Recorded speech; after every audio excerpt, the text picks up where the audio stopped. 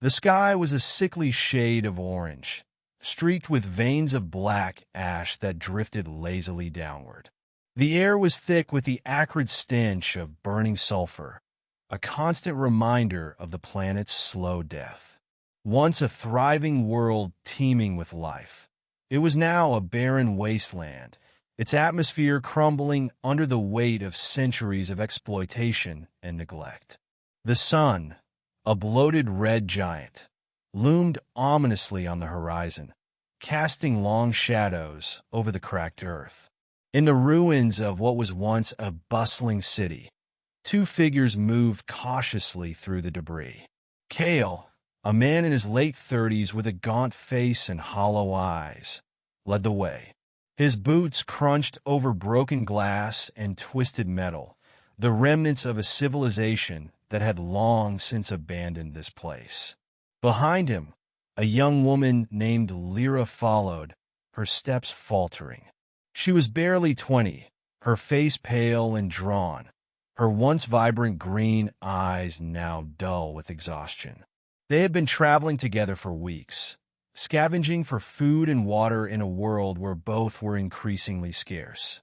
Kael had found her hiding in the ruins of an old library, clutching a tattered book to her chest like a lifeline. She had been alone, her family long gone, and Kael, despite his better judgment, had taken her under his wing.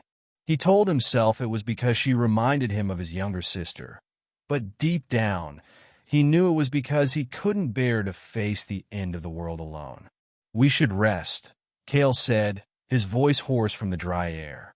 He gestured toward a crumbling building that still had part of its roof intact. "We'll be safer there." Lira nodded weakly, too tired to argue. They stumbled inside, the dim light filtering through the cracks in the walls. Kael set down his pack, rummaging through it for the last of their supplies. His heart sank as he pulled out a single piece of bread, hard and stale, but still edible. It was all they had left. He stared at it for a long moment, his stomach growling in protest. He hadn't eaten in 2 days, and the hunger gnawed at him like a living thing. But then he looked at Lira, her thin frame trembling as she leaned against the wall, and he knew what he had to do. "Here," he said, holding out the bread to her. "Take it." Lyra's eyes widened in disbelief. "Kael, no, I can't. You need it too." "I'll be fine," he lied, forcing a smile. "You're younger. You need it more." Tears welled up in her eyes as she took the bread, her hands shaking. "Thank you," she whispered, her voice breaking.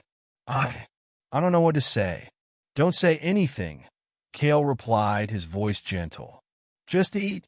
She nodded, taking a small bite of the bread. As she chewed, the tears spilled over, streaming down her cheeks. Kael turned away, unable to bear the sight. He felt a lump in his throat, but he swallowed it down, refusing to let his own emotions show. They sat in silence for a while, the only sound the faint rustle of ash falling outside. Kael's mind wandered, as it often did, to the past. He remembered the days when the planet was still alive, when the skies were blue and the air was clean. He remembered his family, his friends, the life he had once taken for granted. All of it was gone now, swallowed by the relentless march of time and the greed of those who had come before. "Do you think there's still hope?" Lira asked suddenly, her voice barely above a whisper. Kael hesitated, unsure how to answer. Hope was a dangerous thing in a world like this. It could keep you going, but it could also destroy you when it was inevitably crushed. Still, he couldn't bring himself to extinguish the fragile spark in her eyes. "Maybe," he said finally. "There are stories about ships leaving the planet, heading for new worlds. If we can find one." Lira nodded, though her expression was uncertain. "Do you really believe that?" Kael sighed, running a hand through his matted hair. "I don't know, but what else do we have?" She didn't reply, and they lapsed back into silence. The hours passed slowly, the oppressive heat making it difficult to rest. Kael's thoughts drifted again, this time to the future. He wondered how much longer they could survive like this, scavenging for scraps in a world that had nothing left to give. He wondered if it was even worth it. As the sun dipped below the horizon, casting the world into darkness, Kael made a decision. He couldn't keep wandering aimlessly, waiting for the end to come. They needed a plan, a goal, something to strive for. Even if it was just a fool's hope, it was better than nothing. "We'll head for the spaceport tomorrow," he said, breaking the silence. "It's a long shot, but if there are any ships left, that's where they'll be." Lira looked at him, her eyes wide with a mixture of fear and hope. "Do you really think we can make it?" "I don't know," Kael admitted, "but we have to try." She nodded, a small smile tugging at the corners of her lips. "Okay, we'll try." The next morning, they set out at first light, the air still thick with ash. The spaceport was on the other side of the city, a journey that would take them through the most dangerous parts of the ruins. Kael knew the risks, but he also knew they had no other choice. As they walked, Kael kept a wary eye on their surroundings, his hand resting on the hilt of the knife at his belt. The city was a graveyard, but it was not empty. There were others like them, desperate and dangerous, who would kill for a scrap of food or a sip of water. Kael had encountered them before, and he had no desire to do so again. They were halfway to the spaceport when they heard it, a low, guttural growl that sent a chill down Kael's spine. He froze, his eyes scanning the shadows. Lira clutched his arm, her breath coming in short, panicked gasps. "What is it?" she whispered. Before Kael could answer, a figure emerged from the darkness. It was a man, or what was left of one. His clothes were tattered, his skin pale and gaunt, his eyes wild with hunger. In his hand, he clutched a rusted pipe, the end sharpened to a point. "Give me your food," the man snarled, his voice hoarse and broken. "Now!" Kael stepped in front of Lira, shielding her with his body. "We don't have any," he said, his voice steady despite the fear coursing through him. The man's eyes narrowed, and he took a step closer. "Don't lie to me. I can smell it on you." Kael's mind raced, searching for a way out. He knew they couldn't fight. The man was too strong, too desperate. But he also knew he couldn't let him hurt Lira. "Take it," Kael said suddenly, reaching into his pack and pulling out an empty water bottle. He tossed it to the man, who caught it with a look of confusion. "What is this?" the man demanded, shaking the bottle. "It's all we have," Kael said, his voice pleading. "Please just let us go." The man stared at him for a long moment, his expression unreadable. Then, with a snarl of frustration, he threw the bottle to the ground and lunged at Kael. Kael reacted instinctively, drawing his knife and slashing at the man's arm. The man howled in pain, dropping the pipe, but he didn't stop. He tackled Kael to the ground, his hands clawing at Kael's throat. Kael struggled, his vision blurring as the man's grip tightened. He could hear Lira screaming, but the sound seemed distant, muffled.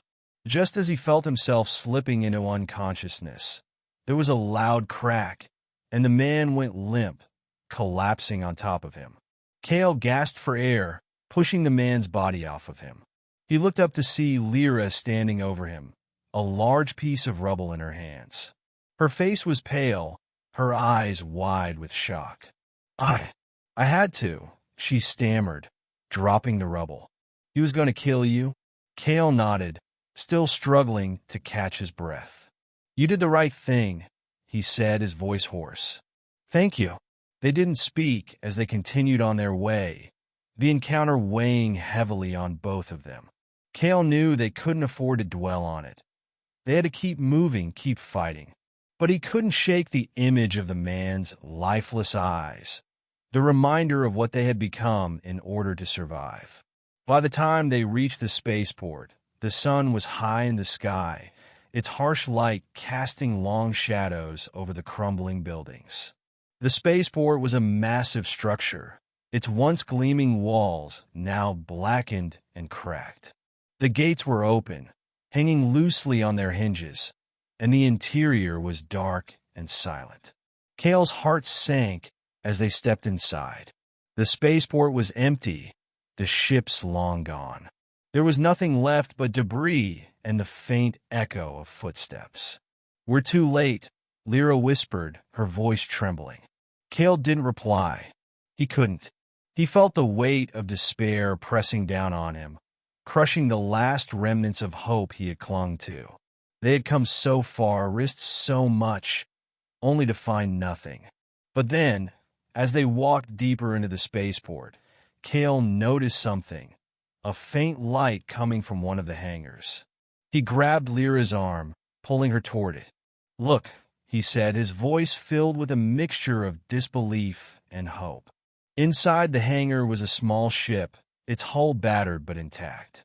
The light was coming from the control panel, a sign that it still had power. "Is it?" Lira began, her voice trailing off. "It's a chance," Kael said, his heart pounding. "That's all we need." They boarded the ship, the interior cramped but functional.